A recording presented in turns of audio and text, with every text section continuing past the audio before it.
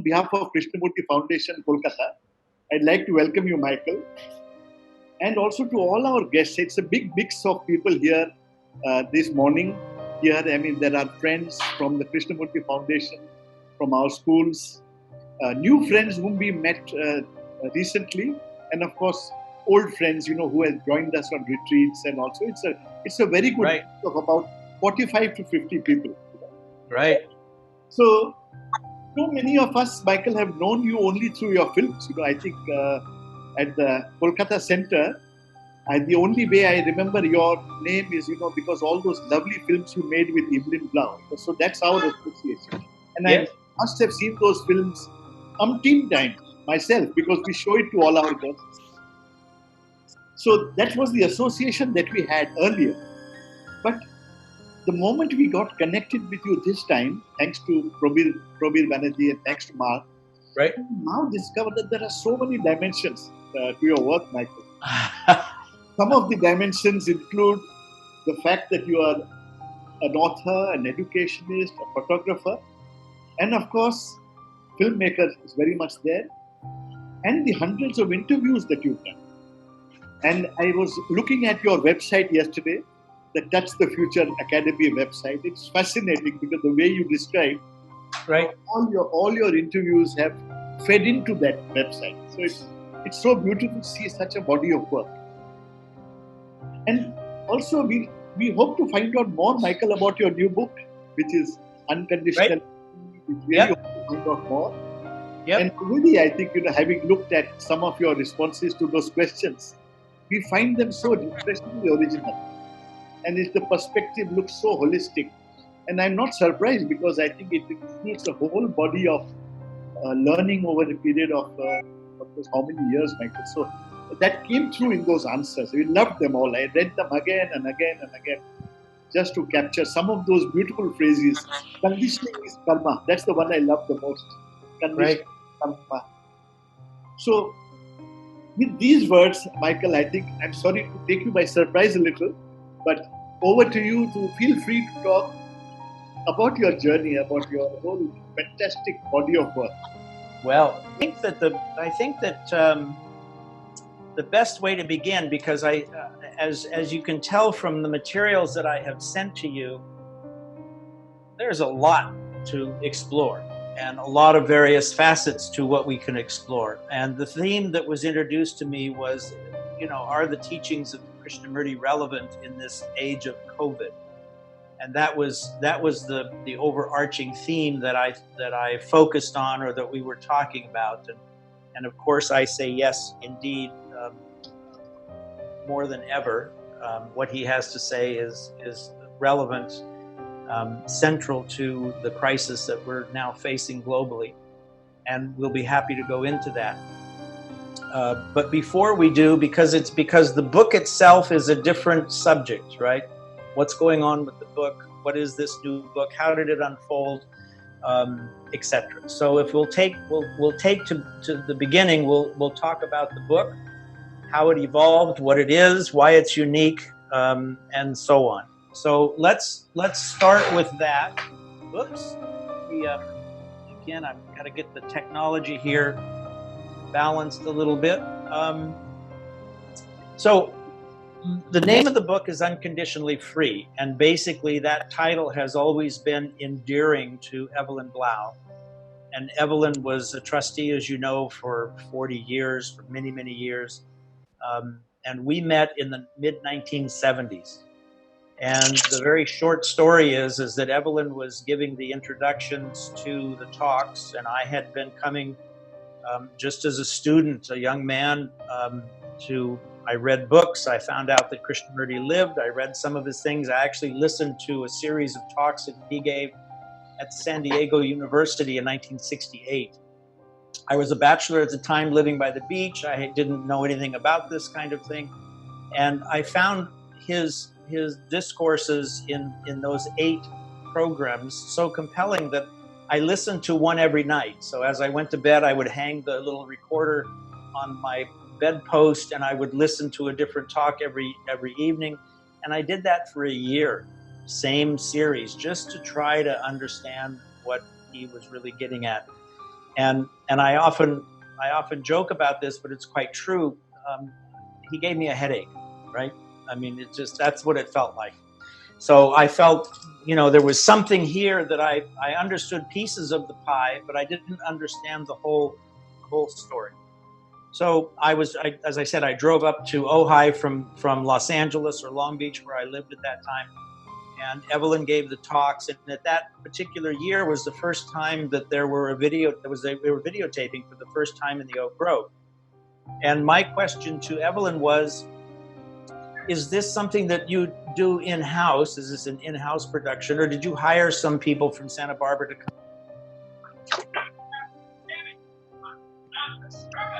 Hired them. And I said, well, I have some background in that, which is true. I have a degree in film and television and theater and so on. So I had the technical capacity to be able to assist. And I made that invitation or that offer. And 6 months later, we finally got together and we met at her home in Los Angeles and more or less described 2 or 3 different projects that could be done. The first of which was the challenge of change. And a few months later, Krishnaji was going to Canada for one of his first visits there. And basically we started the project there in Canada. So I went along and now it's 45 years later. So that long project or association with Evelyn resulted in a number of ongoing projects and that are still being unfolded today. So that's a long, long, long journey.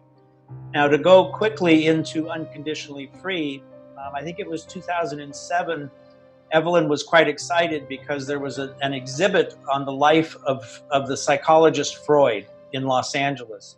And she said, Michael, we need to do an exhibit on Krishnamurti's life. And I said, fine idea. And that's always the case. She would have this inspiration, and then we would collaborate to see how we might fulfill her dream, if you will, or her inspiration. So as part of that, we did this very large exhibit. It almost reminiscent of Stonehenge for me. It was about 20 panels. They were 3 feet wide, 8 feet tall. And on the outside of that perimeter of all those panels was Krishnaji's life, decade by decade. So there was a timeline that basically spoke about what was going on in the world and then paralleling what was going on in his life. And the new book is using that structure, the timeline that we used in that exhibit, as the overarching structure for part 1 of the book.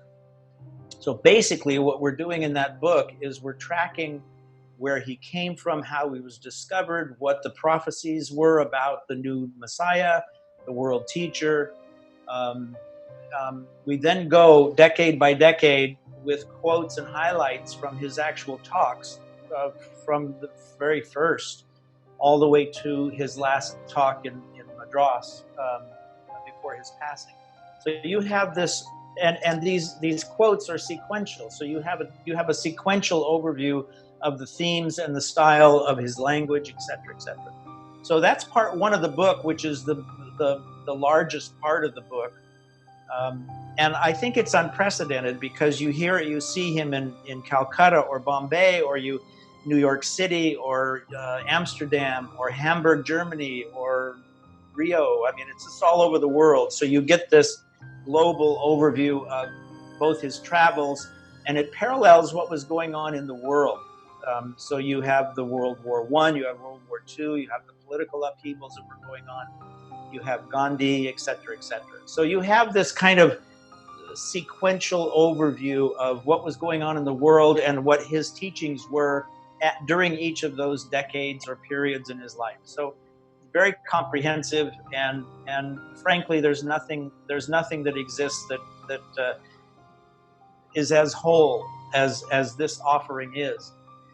Then in the second part of the book, which was more or less my inspiration, I've always felt like there's an estimated 250,000 pages of Krishnamurti's collected teachings. That's a lot of pages.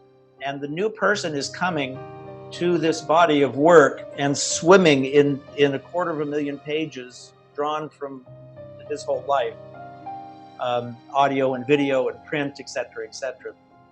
And when you make a journey, when you look at a map, for example, I use this as a metaphor. When you look at a map, you have to have a scale.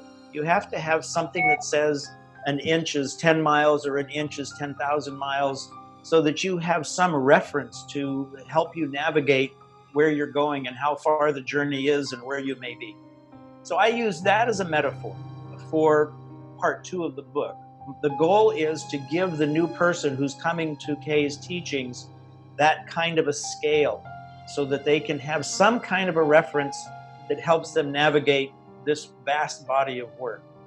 And the inspiration for that came in Brockwood in the late 70s, when we were working on the Challenge of Change.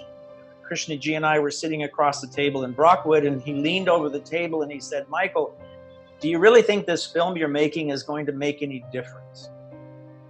And I was rather stunned, of course, by the challenge. And I thought for a moment and I said, "Well, gee, I don't know, but I think we have to try." And he shrugged his shoulders and agreed, and we went on with it. But then he followed up and he said, "You know, I've only said one thing my whole life, but I've said it 1,000 ways. And it's so damn simple. It's right here, just as concrete and simple as this table." So that "I've only said one thing, but I've said it 1,000 ways" is his own word. And I use that as more or less the beginning of this scale or legend to the map of Krishnamurti's teachings. And let me go over a few of the highlights of what we are doing in part 2. The first section of part 2 is exploring what K means by a vacant mind, what he means by silence, what he means, or what the Buddhists mean by emptiness. When he first talked with Mary Letchins about doing the biography, he said to her that he would begin with the silent mind. So we need to begin this map or this sequence or this reference point for new people by having them appreciate what the importance of the silent mind and what that is. And in that we have the pepper tree. We talk about what was going on with that. We go, and then there's some very wonderful, as you may know, David Bowman, Krishnaji started a series of dialogues way back in the 70s, 75. And these were when this book was just coming out. The first book that Mary wrote was just coming out at this time. And these dialogues with Kay and David were quite incisive and very rich, because David was trying to ask penetrating questions about the biography. What is all this about, etc., etc. So I drew extensively from those Bohm-Kay dialogues in 75 and went through all of them and found the pieces that I thought would be most useful in this sequence. So the first chapter of part 2 is exploring the vacant mind.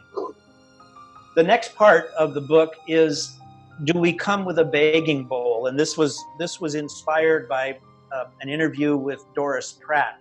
And Doris Pratt was the secretary of the Order of the Star when it was originated, almost. All the way through she was there in the late 70s. So when we did an interview with her, and there was a comment at one point when he said, "Miss Pratt, you've come to me with a begging bowl, just like everybody else." And that notion of a begging bowl in terms of why are we there? What is it that we are asking for?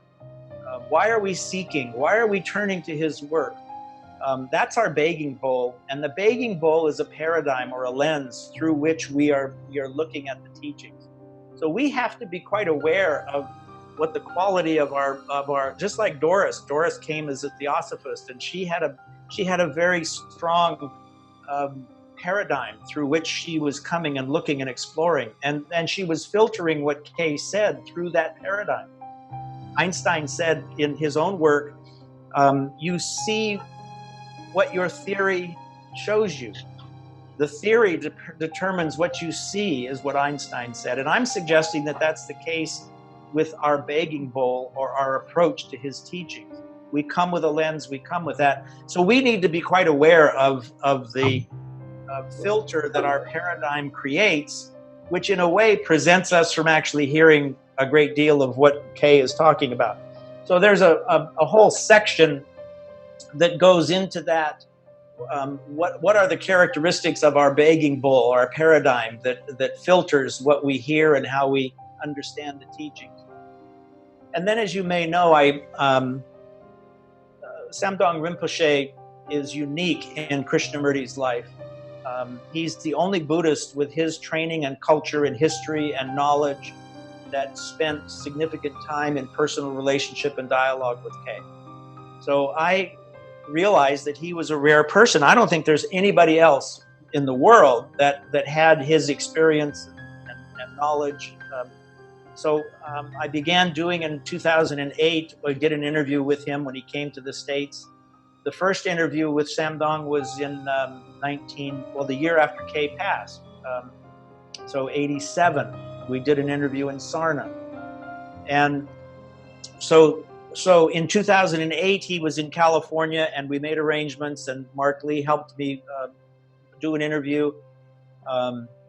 Then I was a trustee at that point with the KFA and we had a trustee meeting in Brockwood. And I wrote to him before and I said, well, we're in the UK, perhaps we could meet again. And he said, sure. So we did 3 more interviews. And after people read the transcripts of this, they really encouraged me. They said, this is so unique. What you get, you never get this kind of familial dialogue with somebody in this hierarchy. You don't have access to them in the first place. So you just don't get this quality of exchange that was there. So I, with great twisting of arms, he agreed to publish our conversations. And in 2014, I traveled to India and met him at his home. And we spent a week together and had 5 more dialogues in India. So 15, 16 hours altogether with this guy. And I had 40 years of experience with Kay.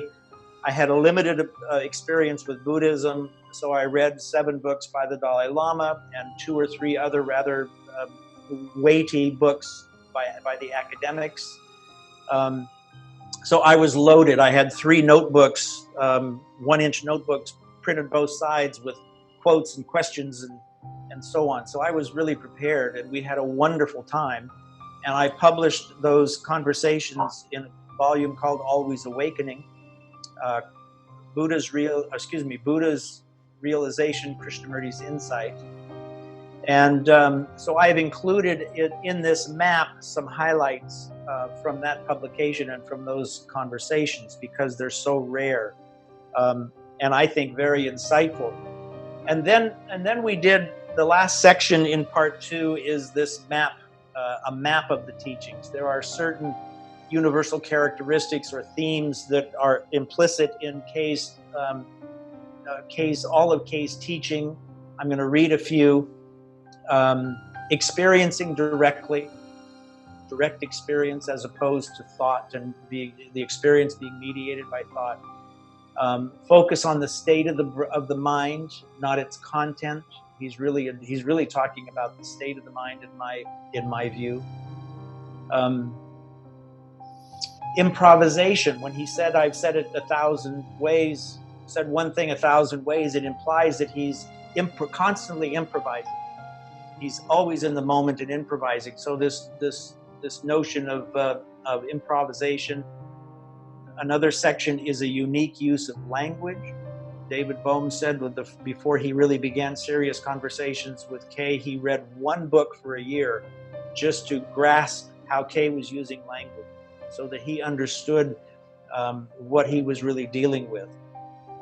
So understanding this unique use of language.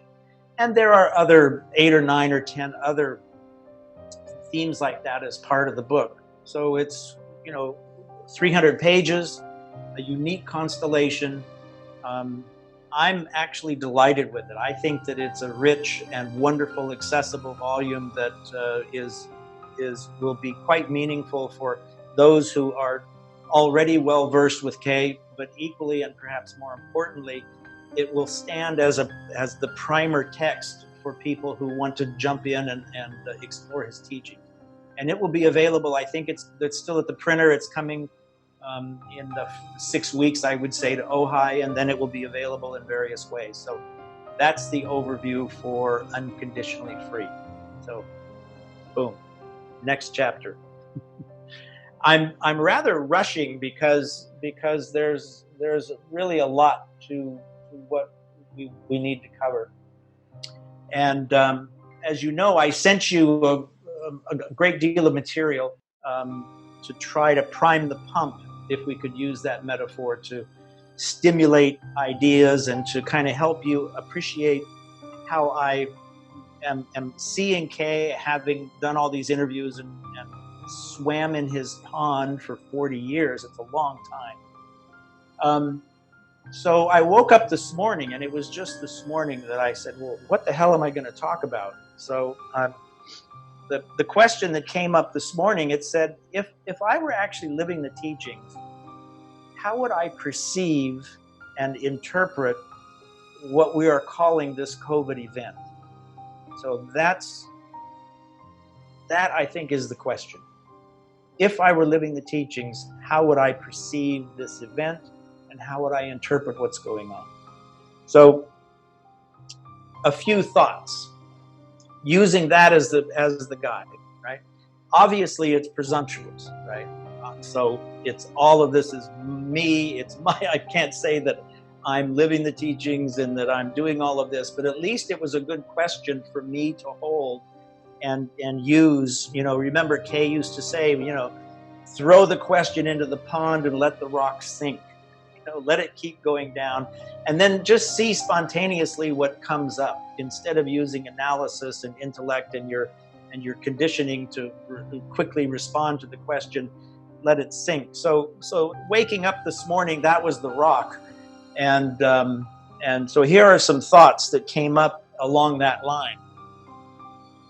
First of all, I think now we're going to be speaking about this COVID event that's going on around the world.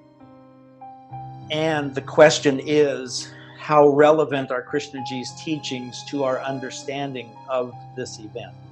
And I'm going to suggest that there are two fundamental themes going on that would be considered if we were looking at it through the lens of living the teachings. First of all, you have the biology, right? What's going on biologically? What is the virus, and is it doing what it's doing? And where's the proof? And all the numbers, are they valid, et cetera, et cetera. So we have to deal with that, with the fact of what this is, to understand it in the historical perspective of other pandemics. What were they? What's the research say about all of the previous pandemics that we've had, etc. So that's one general theme that are going to deal with.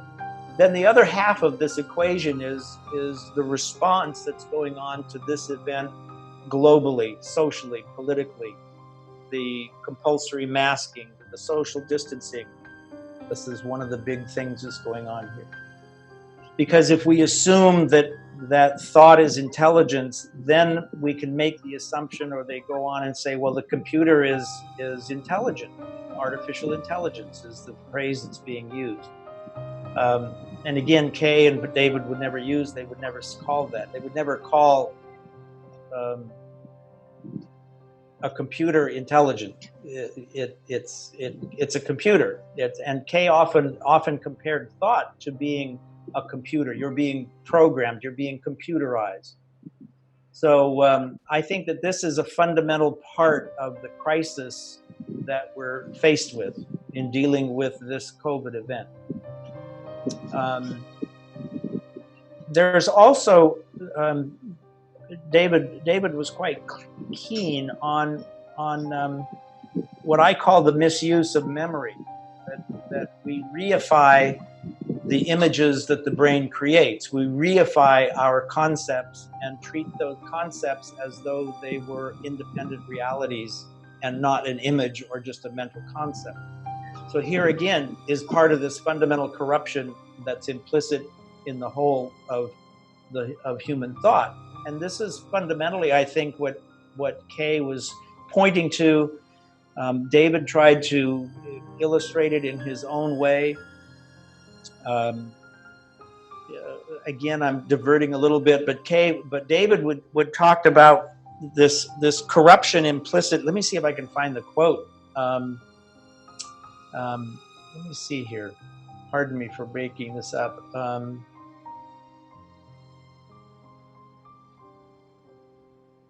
This reification, treating the abstract mental image or concept as though it were a concrete reality, is basically the fundamental flaw in our use of thought that gives rise to the social ego, our self-image. And clearly, this self-image was a part of Kay's dialogues and talks from the very beginning. So it all goes way back to the mid-20s when he started talking about the image that we have about ourselves, or the ego, and that the ego needs to be negated before you can really access this real, what is real, and also what is intelligence. So we don't seem to have that quality. We get very confused. And the metaphor or image that I use about this confusion is, it's as if it's as if we're in a mental institution, we're in a psychiatric ward, and we're sitting down with a dear friend that we know is crazy. And we have a conversation with this person who's really crazy, and we know he's clinically crazy. And yet, he's talking about his history and about all kinds of things, but we know that this person is crazy. Now, I'm suggesting that we're crazy too. I'm suggesting that this fundamental corruption in the thought process is a form of insanity. So thought itself is not sane. It's corrupt. It's not true. It's not accurate.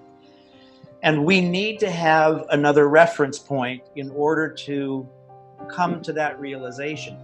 Because if we know that other person that's a dear friend of ours is nuts when we're talking with him, we don't identify with what this person is saying in quite the same way as we would if we considered him sane. So there's a difference between how we treat the whole thought process and what's going on if we realize that it's fundamentally not sane, if we understand that. And this, I think, is this distinction between true intelligence and intellect is at the heart of what Kay's really trying to get us to see. And he wants us to have an insight into it, which is different than having a concept, a conceptual understanding of it. That's what he calls living the teaching, right? is to see it directly and not just have an idea about it. We can have an idea that we're nuts, but that's very different than really seeing it. So he wants us to have an insight into the flaws and what I'm using the general word corruption of the entire thought process. Now, that means that not only is the self-image that we have of ourselves crazy, corrupt, but it also means that what the outward expression of that corruption as culture, as the CDC, as the scientific community, right? All the numbers, all the flaws, all the politics, that's equally crazy, right? There's a certain insanity implicit in both sides of the equation. And I think that this is what Kay saw. He saw that quite clearly, irrevocably from the very beginning. This was his seminal or core insight, was what David would call the limitations of thought. So Kay lived in a different experience. He lived in a different reality. And that reality is a paradigm. And that paradigm includes what I call identity. So I use the word identity these days as being a very important key to the whole thing, because as Einstein said, your theory determines what you see. So the theory is the paradigm, And our paradigm is what a colleague of mine said is our self-world view. It's our reality construct. And the ego and this corrupt structure that we call thinking is our reality construct. It's our reality identity construct. And Kay said, well, that's all crazy. He said, you know, thought is a wonderful tool. Imagination is a great tool, but it's a tool. It's not intelligent, and it's not who we are. But in order for us to have an experience of the truth of what he is saying, we need to step out of that paradigm. We need to have an experience that is not corrupt. And he would call that silence. And the Buddhists would call that emptiness. And so there's a lucid saneness and a whole different experience. And only when you have those two experiences, when you embody silence and you know what that is, then you can experience what the conceptual realm is and see whether or not it's functioning correctly or not. Without that, shall we say, dual reality, or having a core identity that's grounded in silence, what Kay would call silence, the only other reality you have is the corrupt structure. That's all you have if you don't have this other experience. And all of his teachings, in my view, were really designed to challenge the corrupt structure so that we would somehow set it aside, let it go, let it just end.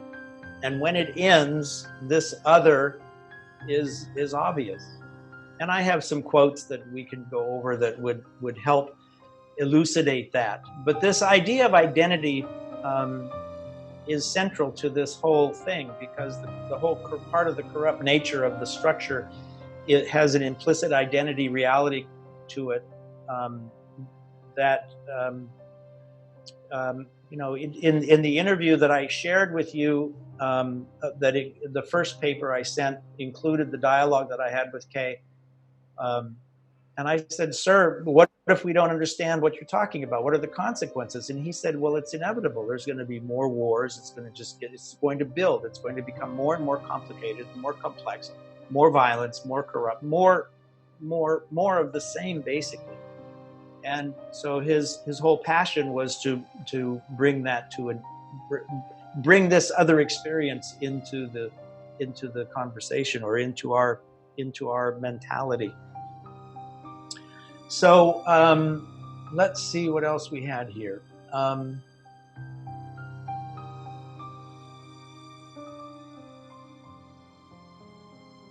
So let's talk a little bit, let's try to weave this back into the COVID deal, because this is a really challenging issue. I'm going to say that both the way that we're looking at the so-called virus, the science of it, is still part of the corrupt structure. I don't think that we fully understand what viruses are and how they work. We're rather shallow and superficial in our understanding of that. And there's many aspects of this story and the history of the story that literally are not proven. They're purely theoretical. And we're operating on these theories that are not proven.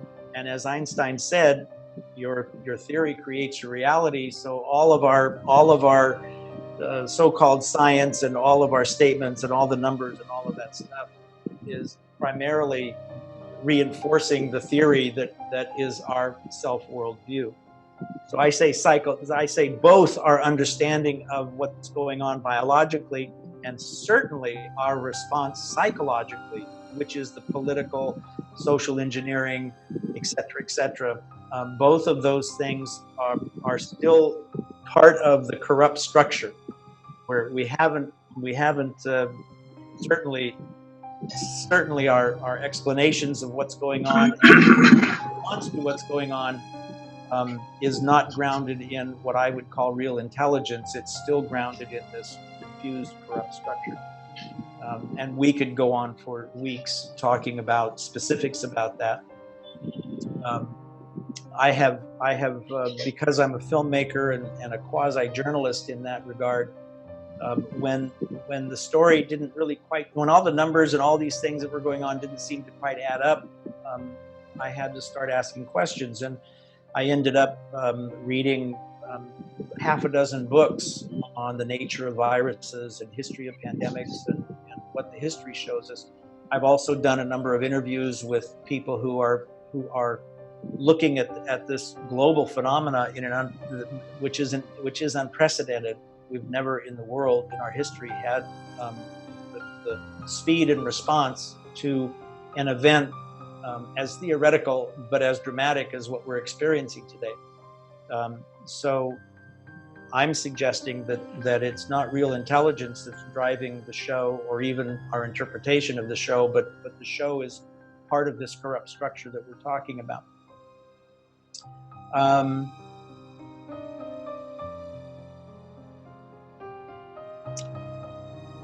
This gets to, there's if I was to bring this to be a little bit more specific, there's a clash of paradigms that goes way back to the difference between what we call classic germ theory and the terrain theory. So you have these two paradigms of what is causing health and wellness and illness and so on and so forth. And Pasteur in the late 1800s was promoted what we call the germ theory, which tended to prevail.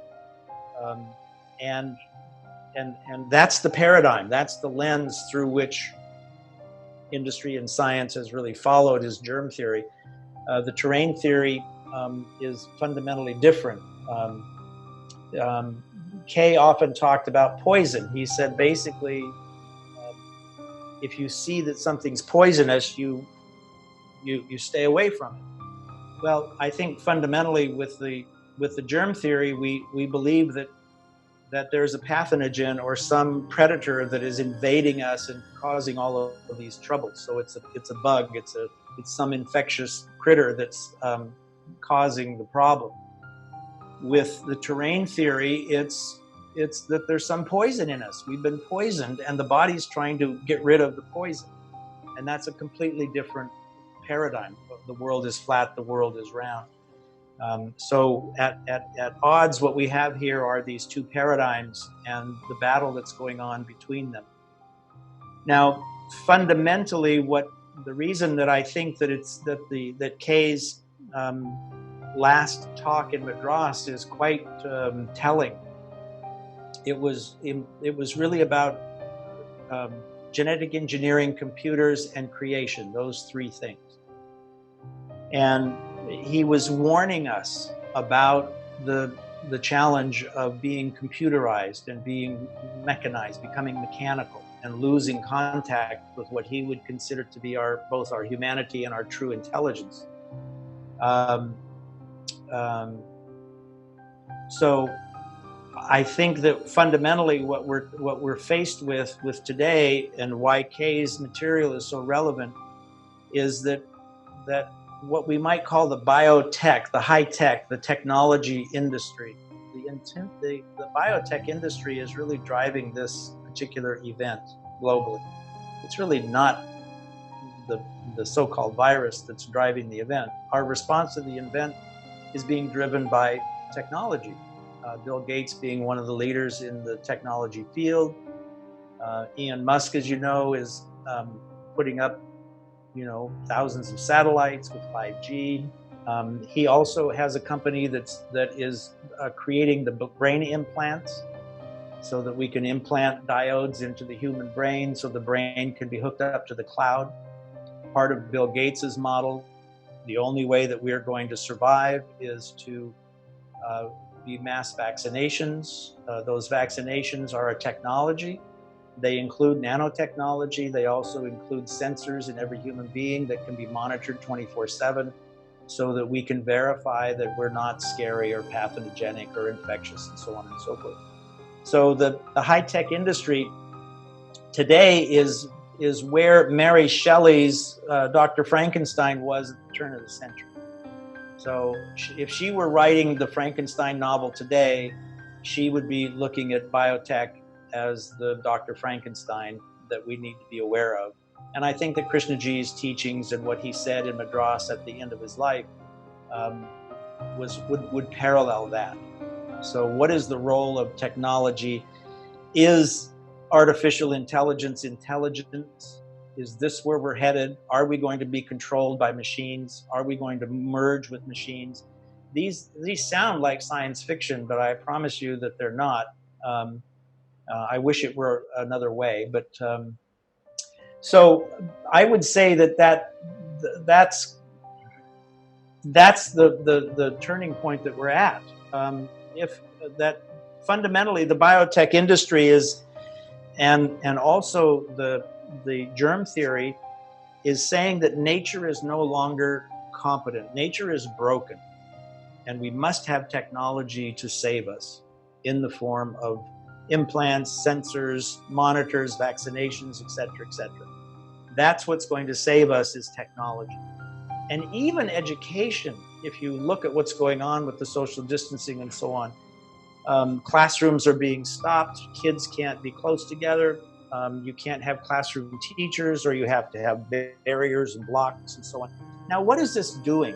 This is actually driving humanity. I mean, the whole planet is being pushed, frightened into what I call the net. We call it the internet, but I'm saying it's the net that technology has created. So they're like beating the bushes to scare us into stopping our humanity and running into the net, which is the technology net, as our savior, as our protection. And Kay was warning against that, and it really gets back to this corruption, fundamental corruption, and not understanding the difference between what real intelligence is and what clever intellect on steroids or in the computer that the computer represents can do. So I would say that that's a good place to give you this broad overview. And why don't we open it up? I don't know where the timing is, so you'll have to tell me about how our time. Do I have more time to ramble, or should we open it to questions?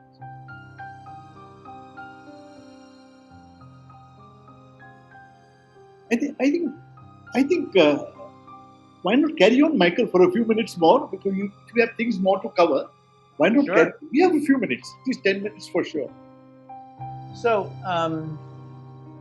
Hello. So I think, again, going back, how much time do we have before you want to segue into questions, just so that I can have a meter? Michael, another 10 minutes? Yep, that's perfectly fine. So basically,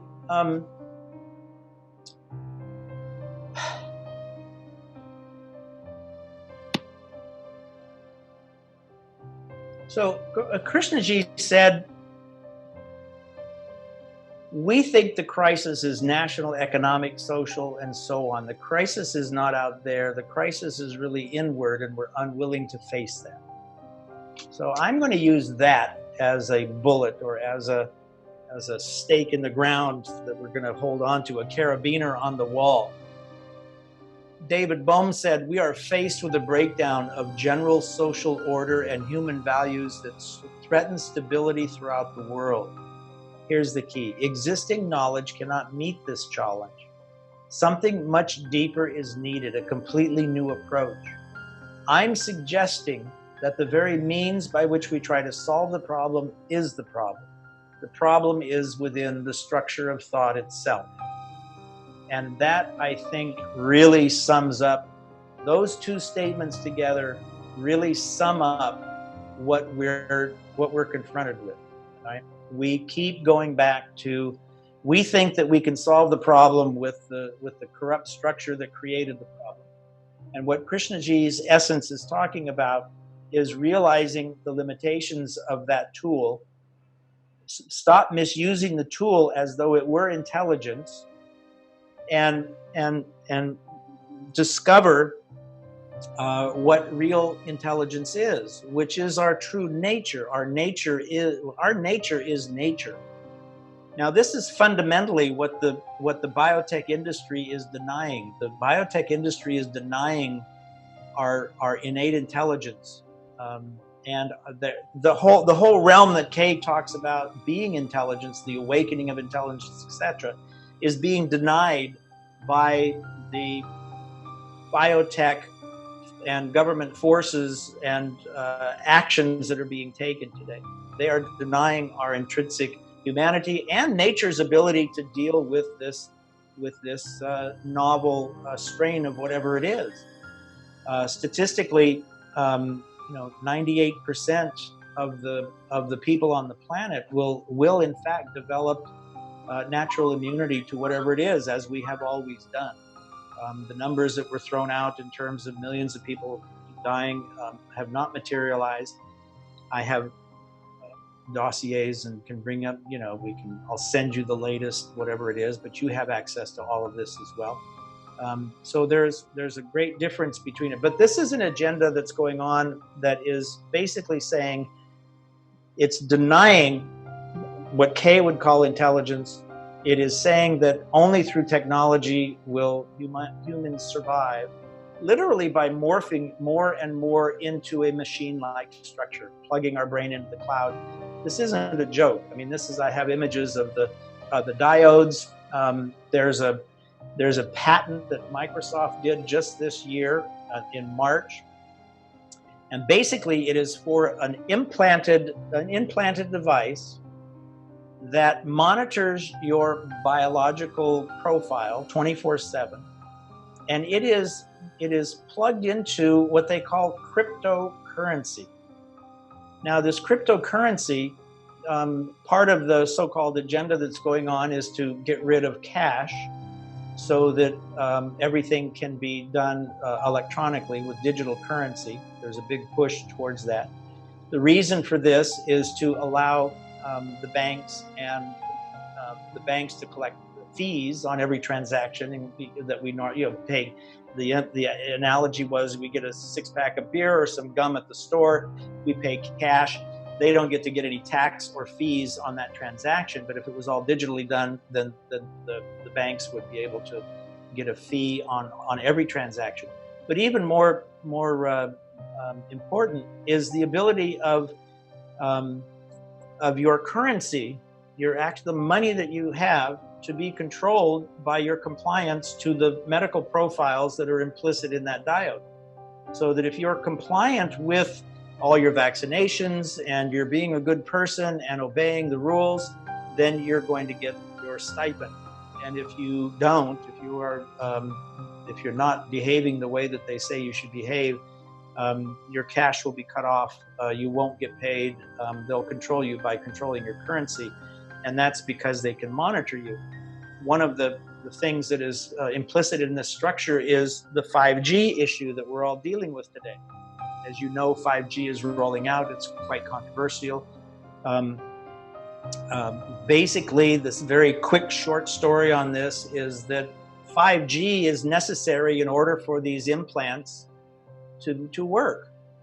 The current intensity of the frequency of the 4G, 3G, etc. that's being used for the wireless systems are not sensitive enough to be able to monitor these implanted devices. Excuse me. So they need 5G in order for the implants to either connect your brain to the web or to be able to monitor your behavior and be sure that you're behaving the way that they deem appropriate. And the implications for that in terms of democracy and freedom and all kinds of things are quite dramatic. So that's really what's going on with the 5G. The global agenda is being driven by the high-tech firms. And this was exactly what Kay was warning us about in his very last talk, was beware of becoming more computerized, because he knew that what we call intellect is not intelligence. So that's really the relevance of Kay's teachings today, without us having a direct experience of this of this ground, what he called silence, and its vast, explosive, creative potential through insight, without having embodiment into that. What else do we have? The only thing we have is this corrupt structure called thought to work with. That's our reality and identity construct. One of my current passions, and this is an area that it would be wonderful to collaborate on. I use the metaphor of Excalibur, which was King Arthur's sword, mythic sword, planted in the stone. How do we? His case focus on education was to really awaken this deeper intelligence, the awakening of intelligence in young children as they grow up. And I'm going to suggest that our self-world view today, the image that each of us have, our language, our reality construct is now suicidal. If you look at the 6th great extinction that's taking place and you track it back, as Kay was saying, the inner is the outer. So this identity reality that we now have is globally suicidal. And it's, as he said, it's just going to get more and more worse, really. More confused, more conflicted, et cetera, et cetera. So it's our great challenge to find a way of freeing our children from this identity reality construct that we have been stuck in for millennia. How do we raise a generation of children? And I think this was essentially what his hope was from his focus on education, was really how do we raise a new human being that is not identified with this now suicidal social cultural image, which emanates from intellect and not intelligence. So what we want to do is have the identity grounded in intelligence, not intellect, culture. So let's deal with questions. I think that might be a good place to segue. Can you hear me, sir? Yes. I am Praveen Banerjee from Kolkata Center. Yes. Okay. Actually, sir, what I was wondering about, so why it is not, or rather, why it is that much difficult, it almost borders on impossibility to realize that the nature of thought itself is fragmentary. Why can't we realize that? See, when we look outside, we find that there are so many problems, and the problems are all created by thought. That is agreeable. That part I agree. But how is it for me, suppose as a person, it is not possible for me to realize that the thought which is operating in me through my brain, nervous system, everything, this itself is fragmentary in nature. That is the essence of fragmentariness in thought, cannot be rightly or properly understood by me. Why, sir? What may be the possibility? Do I lack sensitivity, as a result of which it is not possible to understand this nature? Yep.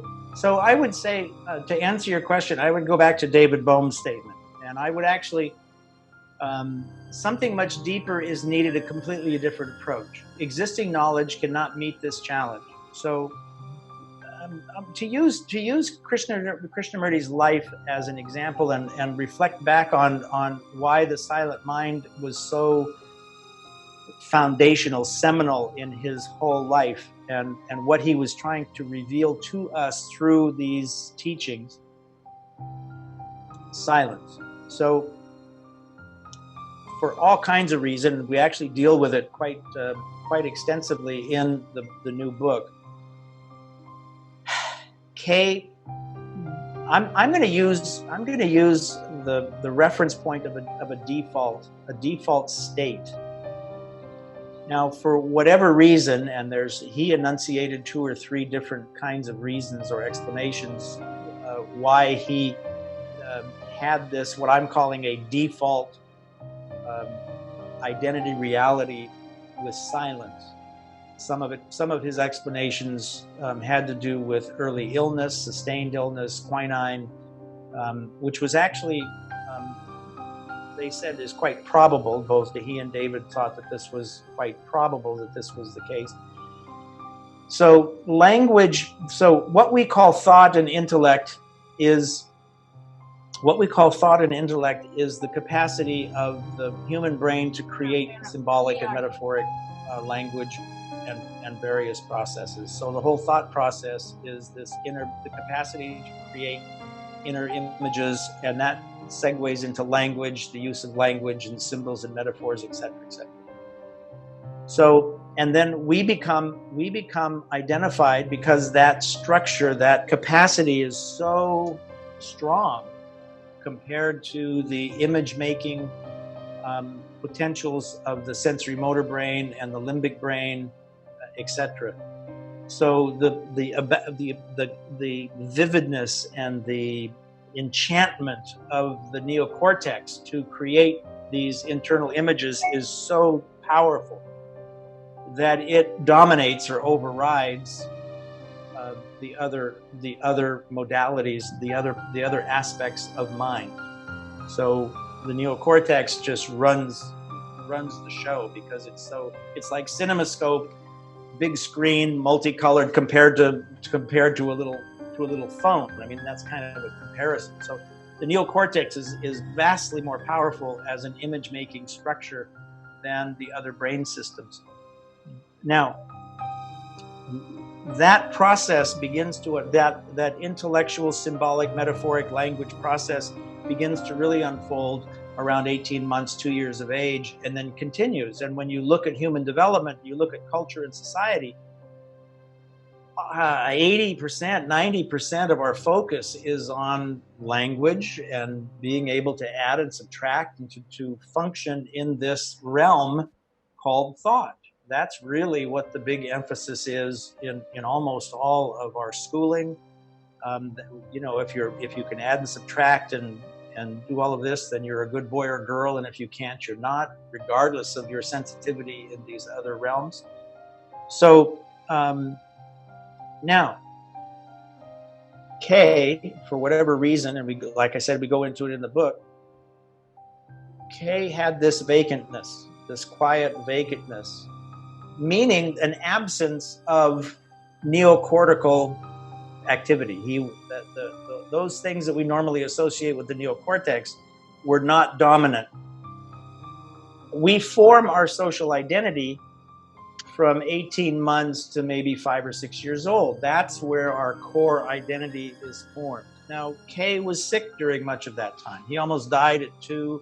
He was on quinine. I use with all due respect, he didn't sober up until 14 when the Theosophists found him and really took care of him and fed him different and stopped the quinine, etc., etc. 14 is really late, and it bypasses this stage-specific period when the social identity is actually created and formed and imprinted as the new default reality. So he was in this rather quiet, vacant state during the time when most of humanity develops the thought reality and identity as their default state of consciousness. So now you have two potential defaults. You have silence, which Kay embodied, and then you have the rest of us, which is more or less dominated by the neocortex. So to answer your question, we don't know silence, the intellect, because that's our reality. When we wake up, what we equate with consciousness is still within the realm of thought. So we wake up in the thought realm, and we go through maybe dreaming, but it's still in the thought realm. We don't really have an embodied experience of what Kay would call silence. And so then later on in life, when we realize this, they go through all kinds of steps and practices and so on to try to, bring about this realization. As you said, the thought is fundamentally fragmented, and that brings about conflict. Okay, we understand that as a concept, but we still don't have the experience of what silence is. We don't have that as a reality. So that's what he was driving at. That's what he wanted us to discover for ourselves. And the only way that he could do it, he couldn't give us silence. All he could do was to negate the limitations of thought. That's all he could do. That's as far as he could go. And this is really drawn out quite extensively in my conversations with Rinpoche, etc. So to answer your question, as David was saying in his, something much deeper is needed, a completely new approach. That new approach is what Kay called silence and insight. And that only comes about when the tool called thought no longer dominates consciousness. So Rinpoche said it's kind of like a switch, a light switch, right? So what we consider awake and conscious, the light switch is on, but it's still in the thought realm. And thought cannot self-correct itself. It cannot go beyond its corruption, which is part of the reason why this struggle is so difficult. So when Kay says live the teachings, he's not saying study the teachings or read about the teachings or think about the teachings or anyway, the other metaphor is you don't eat the menu for lunch, right? So most of us are eating the menu for lunch. He's saying eat the lunch. He's saying live it. And the only way you can do that is by negating and having a direct experience of what silence is and allowing that not empty in terms of to see that creation, what he calls intelligent creation in action, emanates from silence, in silence, meaning the absence of the confusion or corruption in the thought process. That's the best I can do to answer your question. Michael, I'll just get back to the question which Mark had asked you, which is very similar to the response you gave now, and it's so well put. I just can't resist going through this. Mark Lee had asked, do you think that these times are extraordinary opportunity to lead an utterly quiet life? Can the mind be quiet? And to this you responded so incredibly, saying, one cannot be in a state of fear and anxiety and silent or quiet, as Kay used these terms. And then you go to say, a problem cannot be solved at the level of the problem. Now this is so incredibly put. A problem cannot be solved at the level of the problem. The silent or quiet mind, as Kay used the term, is vast, explosive, not fragmented, undivided, whole. The action of the explosive, silent state brings about that negates the anxiety generated by this fragment. So this is if you look at the neocortex, if you look at thought and the neocortex, then you really see that it is a defense structure. It really evolved as a defensive structure. What is that sound? You're going to predict and control. You're going to name that thing. Oh, it's a elephant coming. It's a lion. It's my wife, right? So the function of the neocortex is to predict and control as a defense structure. Now, fear and anxiety being a state of fear that doesn't have a focus, right?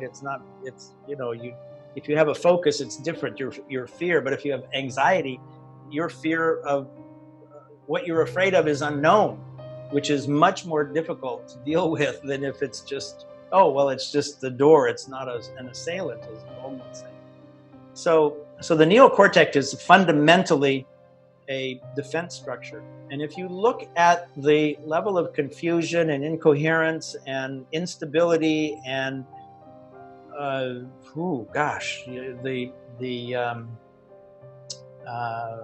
anxiety-provoking environmental stimulus, right, today, if you look at that, then you realize that the neocortex is being challenged all the time, right?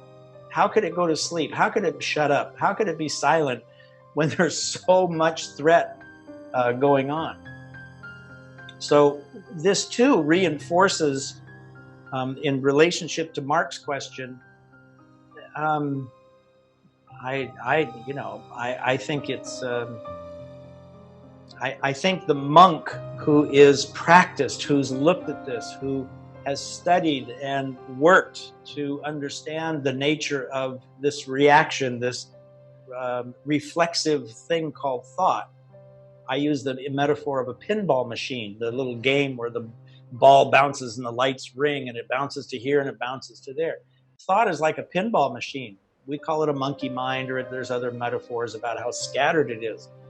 Well, most of it is as Kay would say, is dominated by fear and anxiety. That fear and anxiety triggers more, causes more of that process to happen. So the silence that Kay is talking about in a increased fearful environment is wishful thinking. And I think what we, again, I'm going to posit that what we need to do is we need to discover, and well, another phrase that I used early on, let me see where it is. I said, the intellect can and must be trained, right? Just as a craftsman uses a tool skillfully, thought is a tool. We need to use thought as a tool, as a skilled craftsman. That's what I mean by training. We need to understand how the paintbrush works, how the chisel works, which side of the saw it cuts on. We need to understand how the thought process works as a tool. That's what I mean by training. The unknown, which is silence, can never be trained. It can't be touched. So when we talk about meditation and practice and methods and all of that stuff, methods are perfectly fine to train the thought process, to train how we use the tool called thought. We can train thought. And in the Tibetan practices and in the Buddhist practices, they actually go rather extensively and minutely with great detail into understanding the nature of how the eye gives rise to the image that they call eye consciousness, how the ear gives rise to what they call sound consciousness, etc. So they really go into some detail, and then they actually question, what is the image that's being created by all of this? Is it true? Is it accurate? What about the image you have about yourself and about others? Are those images really true or not? And they do these practices in order to train thought, train the way that we use thought so that it can be set aside and used when it's needed. And I think this was exemplified by Kay's life. He even said, I don't think about anything most of the time. He lived in what he called silence. And he used thought as a tool as precisely and carefully as he could. Incisively, like a surgeon. He would use thought very incisively in order to use the tool correctly. Then he would set it aside and he would go back to what I call the empathic, altruistic, compassionate creation, which is found in silence. You don't find empathy, altruism, compassion don't exist in the intellect. They exist as a concept in the intellect, but the true experience of altruism, compassion, empathy does not exist as a concept.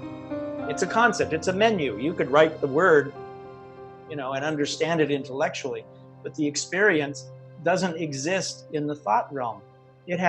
So thought has to get out of the way in order for those so-called higher qualities to express. And that's what he meant by a new culture, a new, creating a new inner and then outer culture. So I'll stop with there. Let's take another question if you'd like. Mark, would you like to add something to that?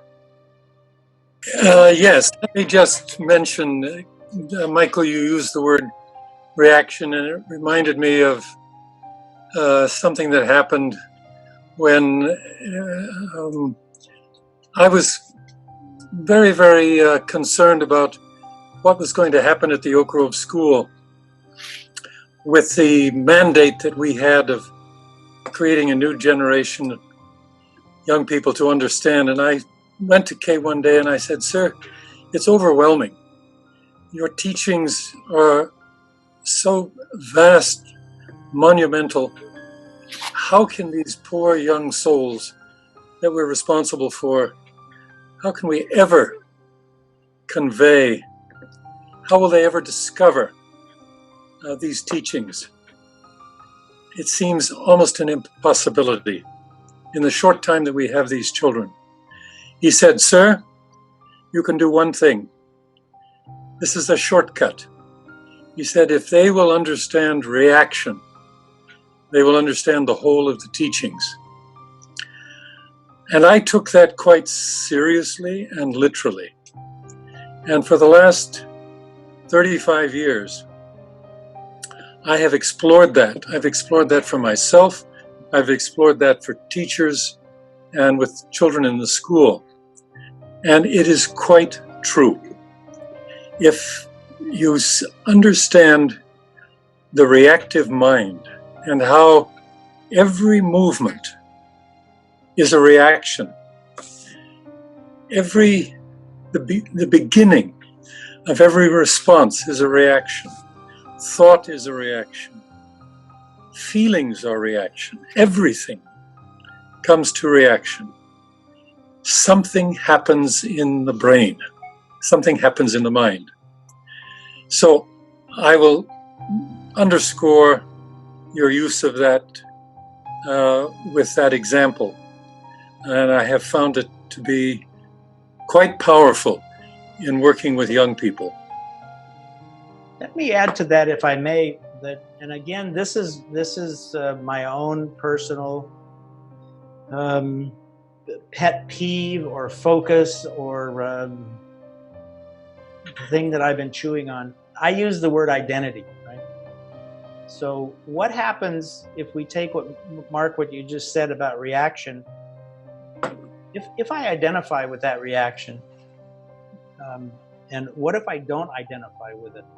So those are two different states, I think.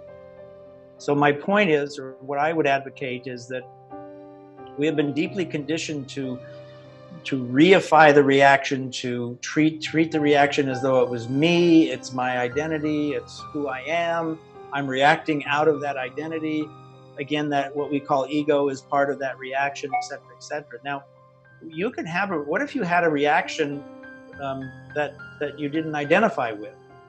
You treat that reaction fundamentally different. This is going back in a way to what I was trying to say about the asylum or the psychiatric ward.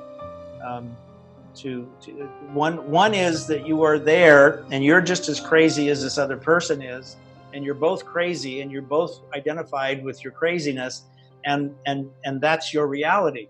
But then you have this other person who realizes that you're crazy, and that person is going to fundamentally respond to the reactions differently than if you're both crazy, right?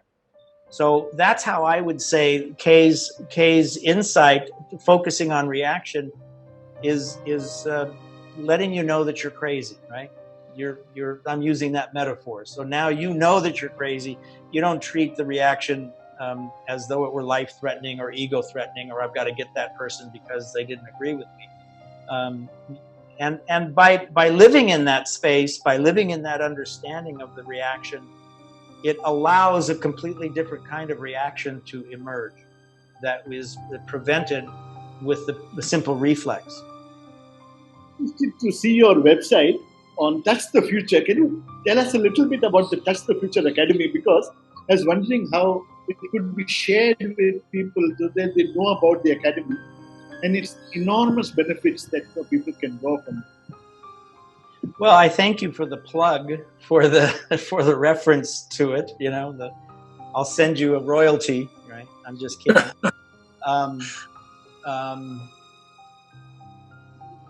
The Academy began because I'm a filmmaker, and these questions, I have used my skill as a filmmaker to reach out to people that I find interesting or compelling or have something important to say. And as it really emerged, it began with Krishnaji, and then David Bohm showed up, and that was astonishing. I didn't even know who David was, at that time when I first met. And so the whole Krishnamurti thing, there's been several hundred interviews with extraordinary people around the world. It's an amazing, amazing experience for me.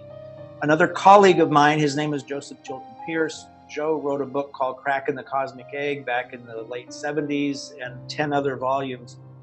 And Joe was a rare person, a visionary, really looking at excluded potentials. He was looking at how our self-worldview or culture excludes or does not include the development of whole spectrums of human potential.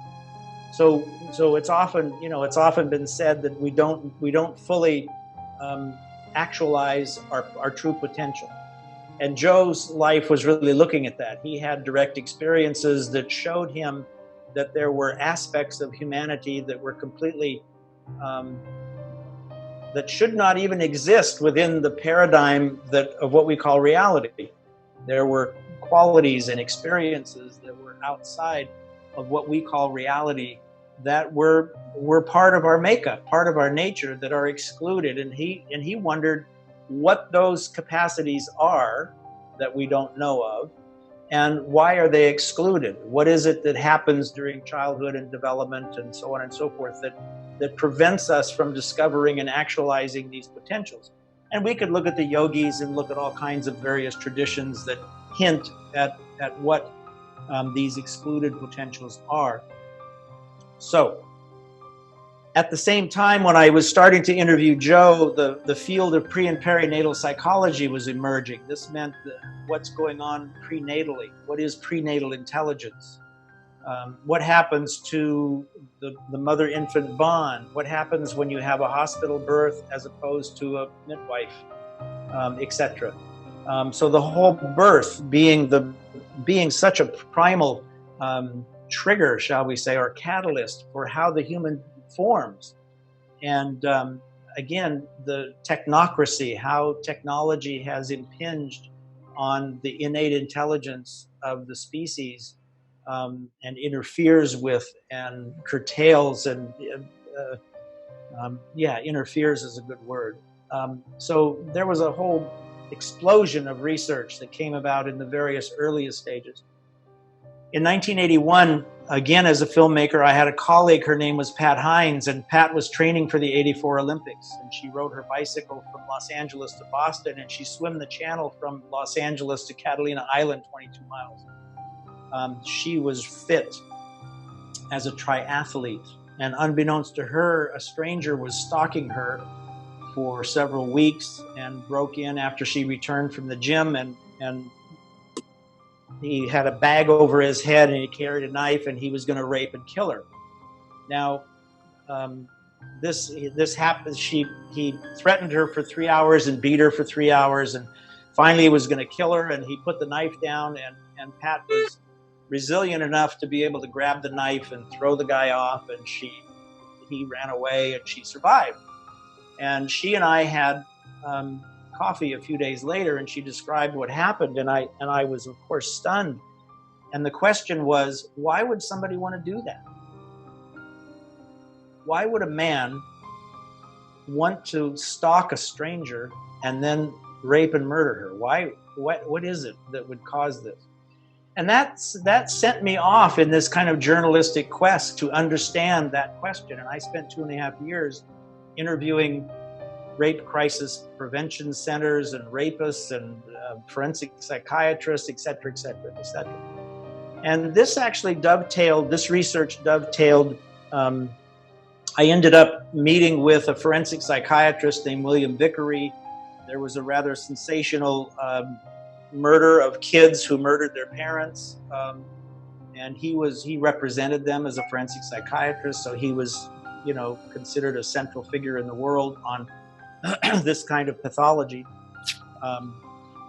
So I met with him, and he explained to me that what I call a betrayal of intimacy. There's literally this prevention of bonding. We need to bond. We need to feel safe in our relationships with primary caregivers.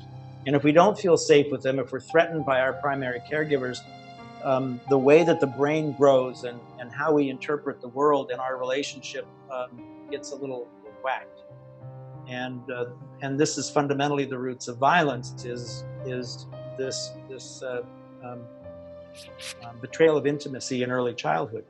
Then correspondingly with the pre and perinatal psychology guys, there's a guy named Jim Prescott, and he followed up with Harry Harlow's experiments with mother-infant separated monkeys and the pathologies and the violence that these adult males and adult monkeys demonstrated the brain abnormalities, which verified what Vickery was talking about with the roots of violence.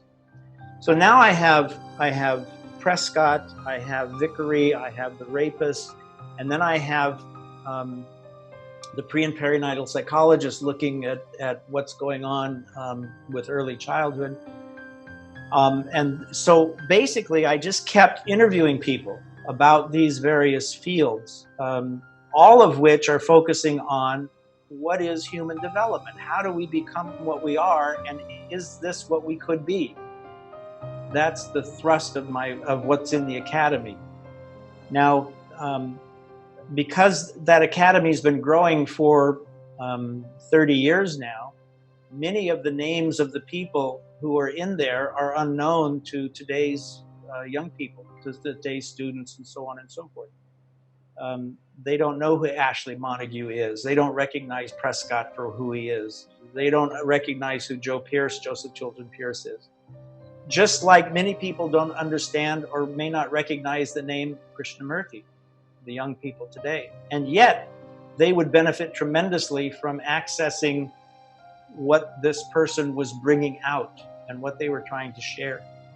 So the academy, when it was organized, was really using the names of people, the name recognition of people, just like we would use the name Krishnamurti to draw people in. Krishnamurti, and then they would come and they would study. But more and more, and I talked with David Bohm about this, more and more people don't know who Bohm was. They could care less, but they do care if we could reframe what Bohm and what Cray and what Prescott and these other visionaries were talking about. So I think to translate, yes, the academy is there. It's an amazing repository of these things, and there's a search function so that you can search by theme. You could say computers, or you could say violence, or you could say bonding, or you could say all kinds of things. There's like 50 themes. And then there's also authors, so you can search by author, or you can search by theme, or you can search by both.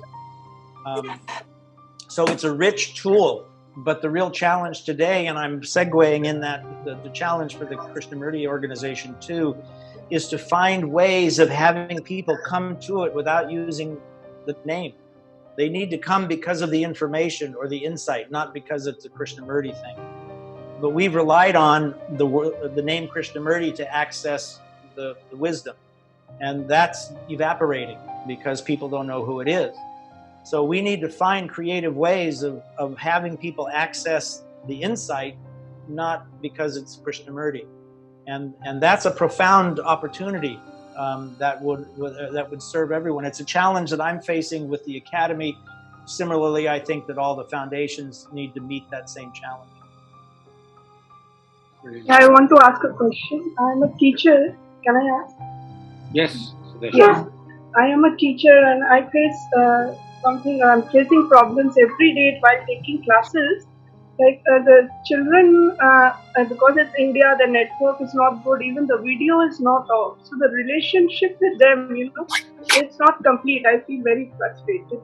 So my question is, during the pandemic, do you think in online classes or is there an alternative? What is your take, and how should education be during this pandemic times, keeping in mind that there should be social distancing than what is already happening? I have 40 minutes, I have to teach academic subject.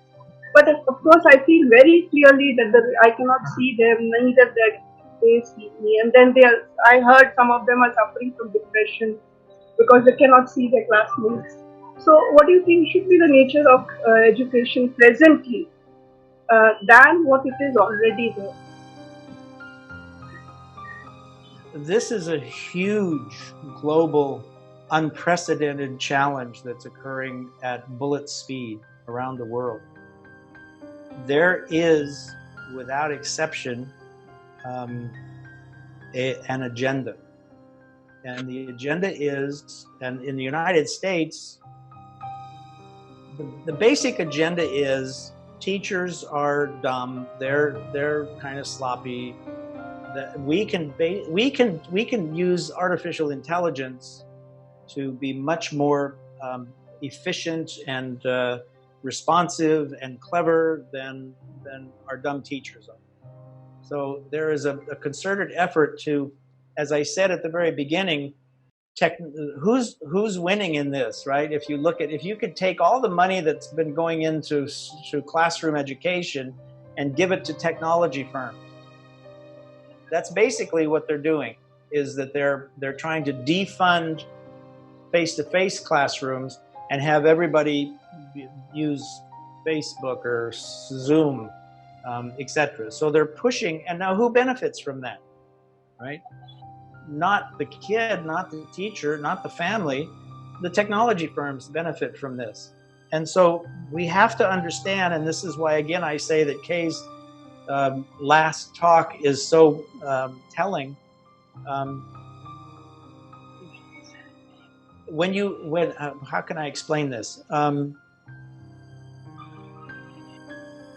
One's humanity does not go through the screen. The true resonance of who that person is doesn't go through the cable. It doesn't go through the technology. Screens out or filters out and only presents an artifact of what a human being is. It's not the human being. Now, what the children need most is human contact. They need to be in contact with human beings, not with technology. And but the technology people are saying that nature is dead, humanity is basically dead, that AI is the way that we need to go. And again, I can show you the documentation. I'm not making this up, or it's not a conspiracy theory. This is all well documented. So what children, and even like, the statistics on FaceTime, right? For Facebook, the more time that someone spends on Facebook, the more depressed they are. That's a given. That's well known. When we look at Krishnaji's teaching, the negation of the ego is basically fundamental. It's seeing through the false hopes and fears attributed to this image. What is social media? Social media is an identity that's on the screen. It's a screen identity. It's not the real person. It's a counterfeit identity. So the whole screen, so it's a counterfeit education. It's feeding the intellect, but it's taking out the humanness of the experience. There's a man, I was in the Rishi Valley and spoke with Vandana Shiva, and this was a long time ago, and our talk was around the works of a man named Jerry Mander, and he wrote a book, which was really several books, but one is called the 4 Arguments for the Elimination of Television. And the other is In the Absence of the Sacred, and we were speaking about that. And he was quite clear that media, the camera presents an image, and we trick ourselves into thinking that image is a real thing, but it's not. It's an image. So none of the life force, none of the vital energy and what it really makes us human comes through. But the IT doesn't live in that realm, right? The IT doesn't exist in that realm. So what we're talking about in terms of humanness, the humanities, doesn't exist within the realm of artificial intelligence. And this is where they're pushing the classroom, and this is where they're pushing the children. They're pushing the children earlier and earlier into more technology, less human interaction, less interaction with nature, which is suicidal. Absolutely suicidal. So that's my response. Now, how do you deal with this? You know, this is an unprecedented challenge that we're being faced with. How do we as humanity respond to this, to the fear and the beating of the bushes to scare us into technology more and more, and to give up more and more of our humanity and what really makes us human. So that's my response. I don't have an answer other than I put in my notes that first you have to see clearly the corruption of the whole thought structure that's driving the agenda. Second, you have to understand that artificial intelligence is not intelligent. Third, you have to not identify with the corrupt image, the corrupt structure.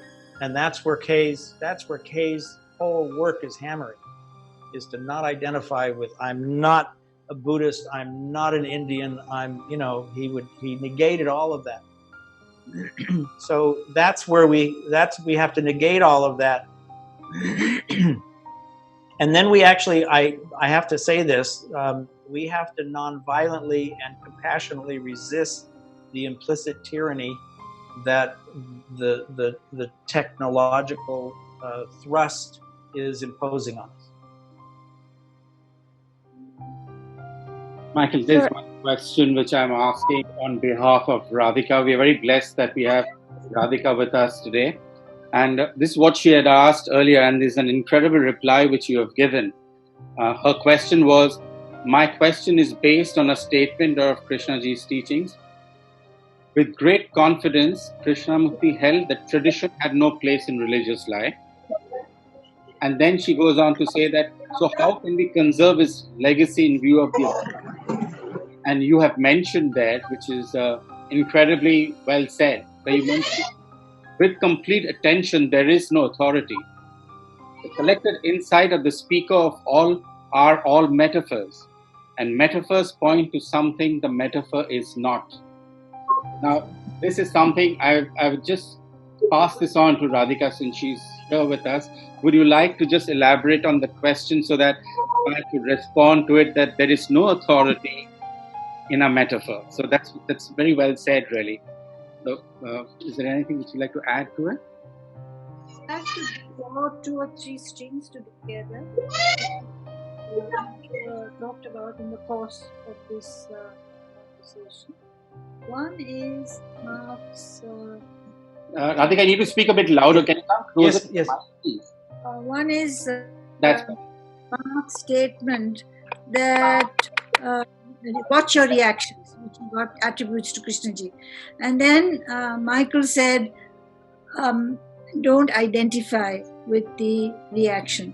But that points to a certain not identifying with your reaction requires a certain pause, right? Because not you can tell yourself don't identify, but it happens.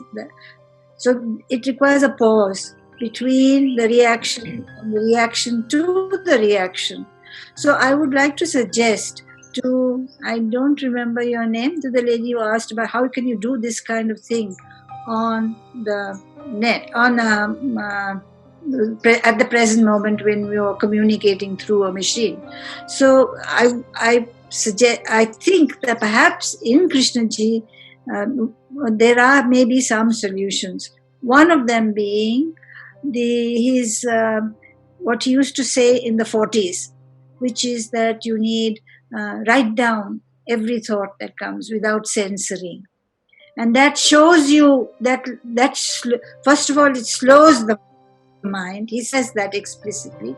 And it creates a kind of tentativeness and a slow mind, and then is more conducive to seeing things as they are, to what the metaphor, to use the language Michael used, to what is beyond the metaphor, to the reality. So this is one thing that we can elicit out of Krishnamurti's own teachings, and is somewhat, there's a tension between this and the generally understood sense that Krishnaji had no tools. He didn't say there were any means, what we in Sanskrit call sadhana. There's no sadhana. But there is, in some sense, if one looks at it. One is that. And the other one he recommended for children is to observe. Look at the way light falls on a bush. Trace it on every leaf. So there are things that one can do, advice one can give, that elicited from Krishnamurti's own words, in his words. But I think can be done through the machine. Yes, that's all I have to say. Now, Thank you. We can share content.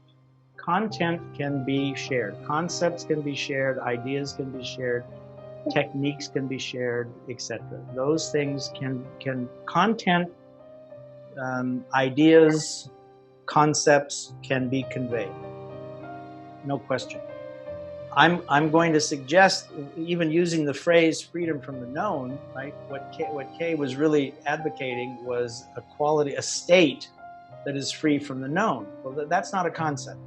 That you can't convey, if I may say. I don't Sorry? know whether you cannot do. This is a direct. It's an imperative. I mean, it's an order. Sit down and write. It's not content. And having the child experience that for half an hour every morning, say, write down every thought that comes. Don't censor. He said this to students. I'm not, and I'm not communicating any content in that. I'm directing something. It's like a direction that a Buddhist might give too. Or watch plant. Go sit on your balcony if you have one, and look at a tree and watch the way light falls on each plant. I'm not conveying content. A teacher is not conveying content, but directing something, directing the student's attention. And that's exactly what Mark's example suggests. When Krishnaji said, watch your reactions. And it's a shortcut. So these are, you can cluster together these shortcuts, because we are living in troubled times when communication is becoming very difficult. Direct communication, communicating a spirit is becoming impossible. And conservation comes in because Krishnaji is now part of the past. You see, he said that books are no good, archives are not sufficiently good, because this all traces back to that what he called good old guru stuff. This is how. That's why I asked the question. He just wanted the spirit to survive, and the spirit can't be communicated through machines. So where are you? That you are now in a self-enclosed space if we communicate only through machines. So I would look at the kind of directions he gave, because he did give directions. At least I find in his talk with students. Don't be corrupt, he said, which is a tall order, but it's a direction. I think that's all we are left with. And conserving his energy, one has to work with oneself. I'm going to go back, try to be simple, and I don't know if I'm going to be complimenting what you said. It's very interesting, because the last time you and I saw each other was many years ago, Of course. long time ago. I use the word state specific, and the consciousness, if we can say consciousness is state specific. The state of the mind determines the content of one's mind. Yes. So, the silent mind is a particular state. It's you could say that, you have the thinking mind is tense. It's active. It's got this tension to it. You can feel it. And the silent mind is not. The silent mind doesn't have this tension. So there's a different state, visceral state. And frankly, for me personally, because the conceptual mind, the mind of image and concept is so pervasive and so strong, you can't use concept to get out of concept. You can't get out of it with that. So in my personal experience, it wasn't a conceptual understanding that helped me understand the totality, and I'm being presumptuous, of what Kay was talking about, but it was the shift of state. I'd never experienced a mind I'd never experienced what freedom from the known was as a state. I could listen to it as a concept and understand it as a concept, but that wasn't the same as experiencing it as a state. Now, when suddenly I realized that's the state that I had just been in, that there was a state that I was in that was freed from the known, I didn't even have a concept about it. Then the concept emerged, which was a different state. I was back into content. This is similar to the story that you had in some of your notes of Achyut talking about the monk coming, and he was saying, you're asking thought to do something that it can't do, etc., etc. So I think giving complete attention is a state. And when thought emerges, that state changes. Attention changes. And as Kay said, thought is a distraction. Thought is fragmentation. So there's something else that's going on. So is it possible to help the child discover for themselves this visceral experience of what freedom from the known is as a state, so that they have a visceral reference point? Because in my own experience, that visceral reference point was the key. Oh, now I got it. Now I understood. So I don't know how, and I am saying that our continued embedment in technology is not going to be helpful. Not going to be helpful at all in having people discover and awaken to what Kay is really talking about. But I'd like to add to that even now, face to face, it's very difficult for us to communicate that state. When Krishnaji did it by his very presence, yes, we don't have that presence. So there is something. There was a former principal of Rishi Valley. You may know the name, Balasundaram. He, Krishnaji had the habit, used to push his principals to work more and more at this, and he was exasperated one day and said to Krishnaji, "Sir, do you expect me to turn out bodhisattvas, little Buddhas?" And Krishnaji said, "No. What I expect you to do is to create conditions, create the soil in which this is possible." So in a sense, the culture of the school is very important. Now, at a distance, we cannot create a culture, because a child may be in a 23rd floor of a flat in Bangalore, crowded flat in Bangalore. How do you do that? So there are other suggestions, which is look at the green, the pot, if it's there on your balcony, or a tree outside. Write down your thoughts, slow down your mind. Because a slow mind is something that he valued. So these are things one can do. That's all I wanted to say. Yeah. Going back to Mark's statement, I find that very profound statement that he quotes from Krishnaji. Watch your reactions. Don't identify with your reactions, then is a concept. Try not to identify is also a struggle. Introduces a struggle. So it's a very complex thing, I think, and very difficult. Even face to face, it's very difficult. Having been in a school for 30 years, I can say to you, it's very difficult.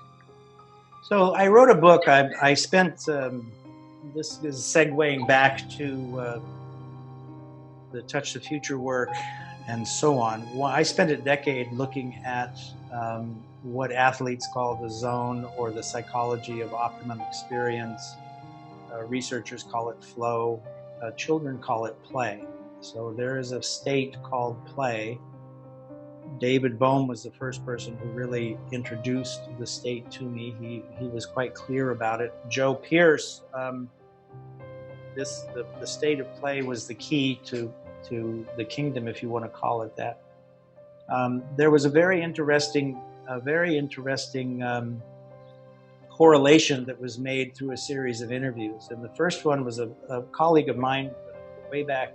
His name is Fred Donaldson. And Fred coined the phrase authentic play or original play. And he was differentiating between cultural play, which is the baseball game and the keeping score and winning and losing, and the natural play of a child, which you could call wonder and curiosity and seeing how things work. So natural play or original play is, how does this work? And it starts with, how does it work in the sandbox, or how does it work with the cup of water? How does it work to stand up and walk? All of these are mastered in the state of play. And in that state of play is complete attention. One of the hallmarks of the zone or original play is complete attention. So in my interview with Fred, he said something quite staggering to me. He said, you know, when I play, Fred disappears. And I said, well, what is Fred? And Fred said, Fred is all of the concepts, the images and identity through culture that I have about myself. A male, PhD, teacher, coach, you know, whatever it is. We have all these various social defining characteristics that make up what I call Fred. With complete attention, those are not active. None of those models or names. The whole intellect is not active. And Kay said so clear. He said, with complete attention, there's no observer. Now, Fred's statement, when I play, there's no Fred, and when Kay was saying, with complete attention, there's no observer, those to me were the same statement. They were both describing the same quality of giving complete attention. That complete attention is not a concept, it's not a practice, it's not anything, but it's actually nature's agenda for optimum learning and performance at any age, at any time, is giving complete attention to it. If you, and also in order to enter into that state, you have to be safe. You can't be afraid. You can't have fear or anxiety of failure or judgment. You can't enter into play. You can't enter into that.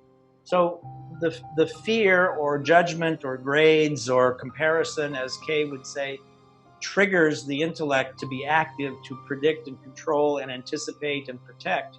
So you activate the neocortex in a defensive way, which is our social identity, and that prevents this optimum state called play. And there's a parallel with what Kay was talking about with the observer. So one last thing on this, Csikszentmihalyi wrote a book called Flow, which was 1990 or something like that. And he described his clinical research about this optimum state that the athlete or musician, when they're performing at their highest levels, what is it? And one of the guiding characteristics was complete attention. In the state of flow, complete attention is given to whatever's the challenges of the moment.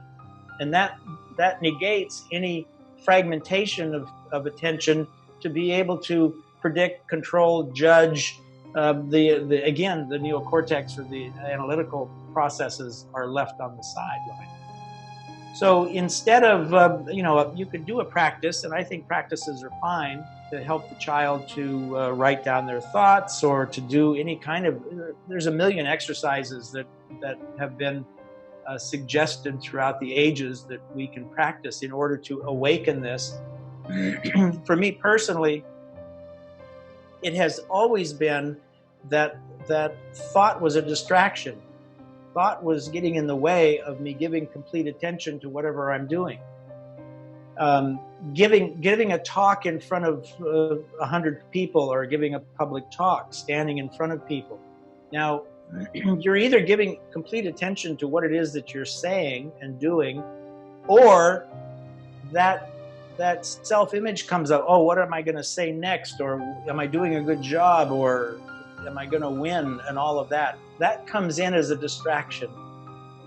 So you have these two states. One is giving complete attention to what you're doing, and the other is having some form of distraction or fragmentation that's going on. So for me, the most important thing is for the child to be completely safe, so that they are free to give complete attention to what they're doing. And if they grow up like that, if they grow up feeling safe and not judged and having to defend themselves, they don't need an ego.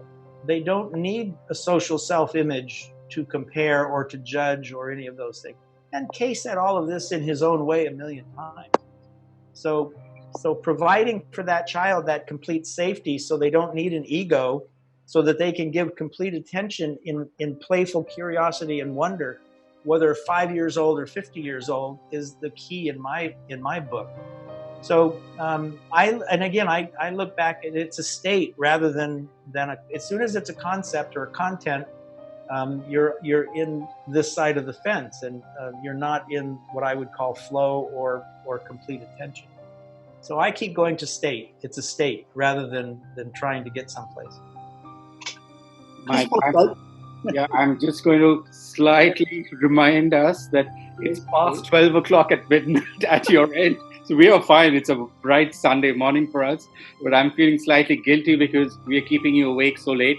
So I think there are lots of questions which are piped out, and we can't go through all of them tonight. There is someone wants to ask a question, and then I'll hand over to Kamalji so that we could just, it's unfair that we can't take everyone's questions, but I'm sorry that after this intriguing, session, we would like to defer the questions. Perhaps we could send them to you later on and you could address them, because it's so thought-provoking what you've asked. So I'm just unmuting Redmi. I think I didn't get the name. Do you want to ask this question? Hello? You need to unmute yourself, please. Hello? Yes, please. Yes. Yeah, this is Sushant. My question to Michael is that we understand that AI is a product of thought, and AI is developing corrupt systems like what we are experiencing today in the area of teaching, and all over the world. It leads us to war and competition and all that. Now, my question is that whether thought is also a product of intelligence. What is the relationship between thought and intelligence? But it cuts two ways, because if we consider thought as corrupt and a product of intelligence, is intelligence is also corrupt? Or we are having a concept of intelligence? I have to be clear about this. Am I clear, Michael? Yes, I hear you. Rephrase. Say the question once again. Yeah. What we have understood from the discussion or the deliberations, the AI is developing corrupt systems like technology, and ultimately which leads to war and all sorts of competitions and all sorts of problems in the society. Now, AI is a product of thought, and thought being corrupt, therefore AI is also developing corrupt practices or corrupt systems. Now, my question is whether thought is also a product of intelligence, because in that case, is intelligence is also corrupt, or it is the concept of intelligence we are talking about? Am I clear about my question?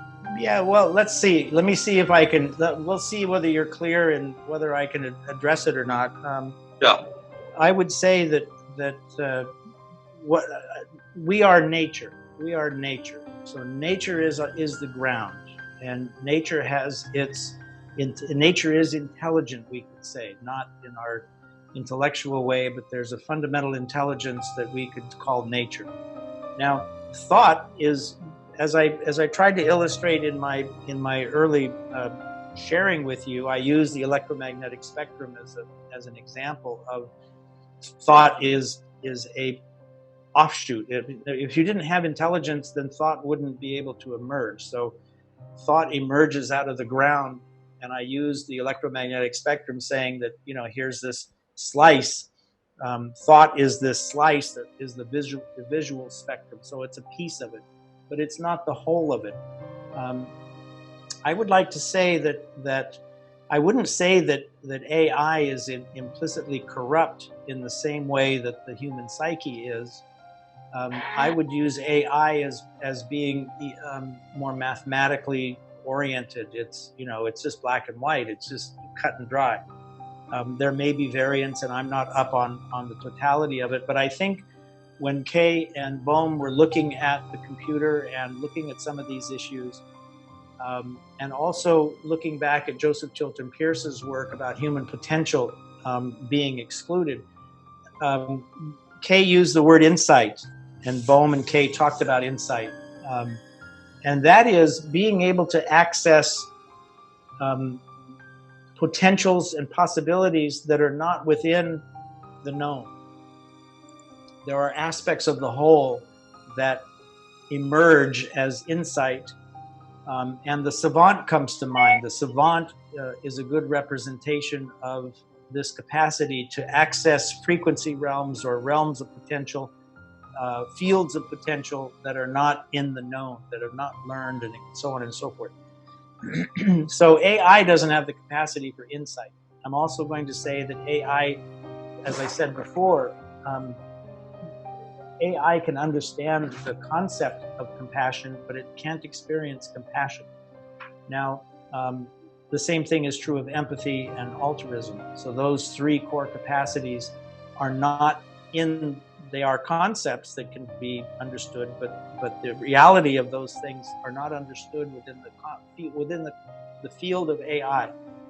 And yet it is those three components, if I can make it that simple, actually four with insight. You have the ability to access potentials that are not within the known. There are examples of how that has expressed in various discoveries throughout history. So insight and potentials that are not in the known is an aspect that's not part of AI.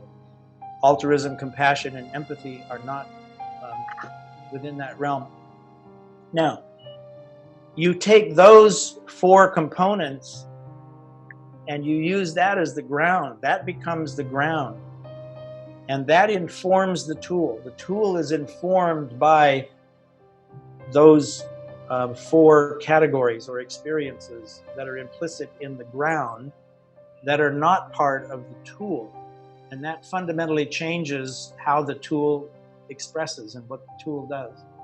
So these are, in my framework, these are the areas that are lacking with AI, and this is precisely what comes in through through humanities, through the experience of you experience compassion, and then you discover what it is. It opens because you've had a living model that shows you what compassion is. You have a living model that shows you what empathy is. You have a living model that shows you what altruism is, as an experience, not as a concept. And it's through what Joe Pearce would call the model imperative that any capacity is discovered, opened, and developed. So AI is not going to open compassion. It's not going to open empathy. It's not going to open altruism. And without that, we're not going to do very well. We'll just continue to poison the earth and poison ourselves, and that'll be the end of it. So we need to create opportunities for our children to discover within themselves the core of humanity, which are these higher capacities. Thank you so much, Mike. Kamalji, I think you need to take over now. First, thank you so much, Michael, and apologies for the date confusion. Next time we're going to make sure that doesn't happen.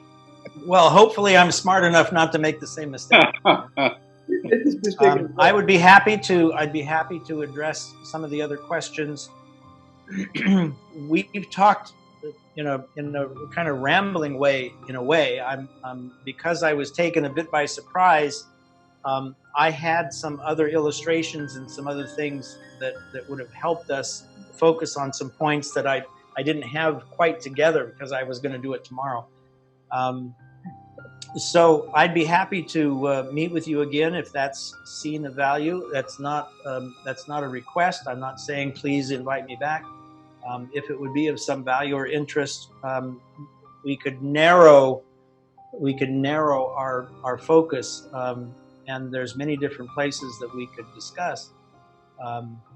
Again, many of those themes are implicit in what I've already shared with you and what I've sent to you. So we could take some of those things and open them up, and I'd be delighted and honored to be able to connect with you and answer some of these things and explore them together. So please do send the questions that you may have, and I will respond to as many as I feel that might be useful. And then if it's of some value, we can do this again. But just before we close, I just want to thank three friends, I think, without whom today's program would not have happened. I think the first is Praveen Banerjee is my colleague at the Kolkata Center. And some of you know him, he's very, very passionate. And when he takes up something, it seems to happen. So when we asked about, whether we could get Michael on board, he used his connections with Mark, and to push this forward. And then I want to thank him. I want to thank Mark as well, because without him, this program would not have happened. And I also want to thank my colleague, Sayan Mukherjee, who's many talents as a host, he's got technical ability, he's a musician, and all sorts of abilities.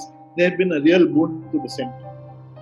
And I also want to thank our audience today, which is a very lovely mix of so much experience. I want to thank Radhika ji and Meenakshi ji from Rishi Valley, Vijay Chabra from the hills up in where he's starting a retreat, and all our new friends whom we've connected very recently.